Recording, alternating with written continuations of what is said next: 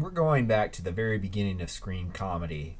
And when I say that, I don't just mean the silent era, although these films are silent, but even before the famous film starring people like Charlie Chaplin and Buster Keaton, who we see in this picture sitting next to W.C. Fields as they're practicing, supposedly reading jokes, going through scripts as they get ready to make a film. So we're going to go back to this idea about comic moments versus comedy and narrative, and see how comedy as narratives emerges over the earliest years of cinema, and also see the way in which comedy, or comic films anyway, were really an important part of the beginning of the movies. So what you see here in this picture is actually the first movie that was ever submitted for copyright protection. And this is Edison's Record of a Sneeze from 1894. And they really didn't know what it was you needed to do, or even if you could copyright movies. So they decided what they would do is they would get a copyright on every single frame of this film, which luckily for them is a very short film. And they submitted that entire thing to get a copyright protection. I'm not going to show you the film right now. I've posted it, though, on Blackboard, and I want you to watch it because it's really funny. It's really funny, I think, not because the actual film of the sneeze. It's really funny because it's posted on the Library of Congress website. So they have this big opening promotion and then this closing one, too. And the film itself is just a couple seconds long. Anyway, so you can see there in the sneeze, this is the kind of thing that we saw in the earliest films. And, you know, it's obvious from this that story has nothing to do with it. It's just a spectacle of this, again, kind of physical reaction, right? A sneeze in some ways is like a laugh in that it happens physically to us, right? But film, here was this new art form that could capture this activity, and for some reason, it could become entertainment for people to watch some guy with a big fuzzy mustache sneeze. Really what it is a spectacle, and we're going to talk about that more. Comedy and spectacle. Now, that film, which was made by Edison, was seen in these things that you see this guy doing here. This is a kinetoscope. So a kinetoscope is Edison's first way of showing motion pictures, which was this box where you stick your face down in it and the film would play and you could see these very short films.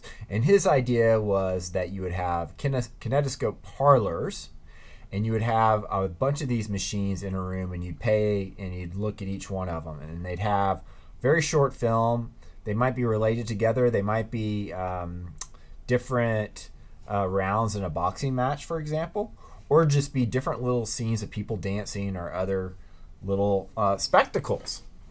So that was Edison's idea of how films would be.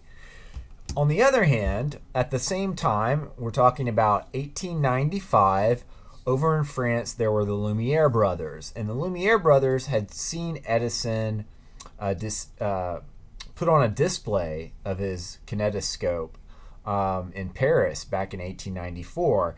And they had a photography company, and they set about trying to invent a machine that would work as a camera and also a projection and developer as well. And that was the cinematograph. What we're seeing in this picture is actually the first movie poster ever. And that's one of my areas of interest. I'm really interested in movie posters. Well, here, this is the very first one. And probably to your eyes and my eyes, and anyone's eyes really, this is unlike what we're used to seeing when we see movie posters. In fact, there's nothing here that really explained to us what the movie might be about or the movies might be about. Instead, it's just a scene. And this is a scene that's just suggesting to us some kind of social event. So this is from 1895, 1896 in Paris. And the reason that we're not seeing anything about what the movie is basically nobody had any idea about what a movie was. They were just promoting the notion of going to an event.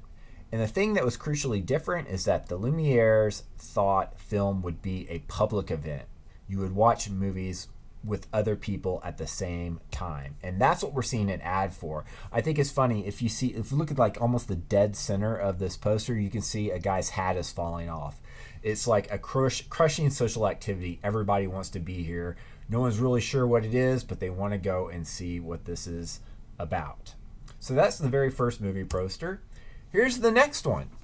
Okay, so again, you see it, Cinematographe Lumiere. And not only do we see people, but we see a scene from a movie. And this is indeed one of the first films that was shown at the Lumiere Brothers at the Grand Cafe in Paris. They showed just a program of a number of short films, one of which was called The Sprinkler Sprinkled, or The Hoser Hosed, however you want to look at, however you want to translate the French. But you can see here in this poster, we are seeing what the activity of seeing a movie is supposed to be like. There's a group of people. They're actually dressed up because they're out in public.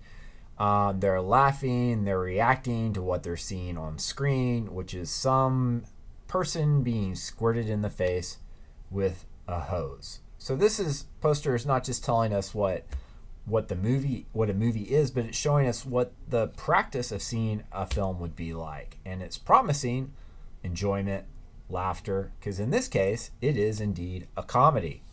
And guess what? I'm going to show you that comedy now with musical accompaniment. So this is the gardener, and actually he was a gardener for the Lumieres. And this kid here, he's stepping on the hose. What's going to happen, folks? I'll tell you what's going to happen. Well, you know what's going to happen. Oh, there it goes. We saw the preparation, and we saw the culmination, and now we see the aftermath in which the gardener punishes the boy. I told you that this is the gardener of the Lumieres, and the boy is someone supposedly that worked in the lab for the Lumieres with the photography. And we go back to where we were before. The Sprinkler Sprinkled from 1895. Now, we've mentioned in thinking about the difference between comic and comedy, any kind of story can have comic moments. A comedy can also be extremely simple. We see that in looking at these films that have just the most bare bones narrative. For us, one of our main tools that we can go back to as critics of comedy is looking at what motivates those comic moments. How are we prepared for them? What produces the comedy and what holds together those moments? How are we placed into a position as an audience? What do we know? What do we know versus what do the people on screen know, right?